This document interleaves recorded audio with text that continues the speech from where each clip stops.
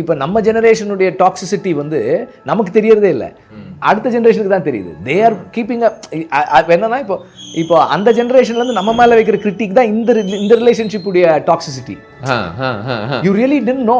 And sometimes வந்து என்னன்னா when I watch the film I keep telling Varsha that இந்த பையன் பேசுறது நியாயமாக தானே இருக்கு. That shows. And this is shocking for Varsha. என்னது ஹவு கேன் அப்போ என்னன்னா நம்மளுக்கு வந்து அது ஆமாம் கரெக்டு தானே.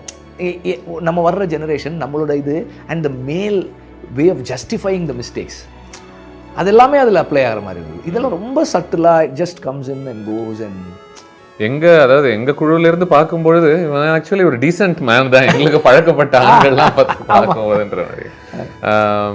ஒரு டைரக்டராக கூட ஐ மீன் நீங்கள் என்றைக்குமே உங்கள் தனித்தன்மையை வெளிப்படுத்திருக்கீங்க நீங்கள் பண்ணக்கூடிய ஒர்க்லலாம்.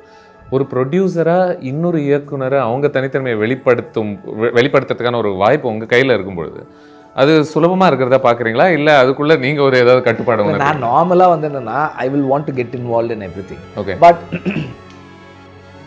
there are only 2 films that I didn't get much involved in. காக்கா முட்டை அப்புறம் பேட் கேர்ள்.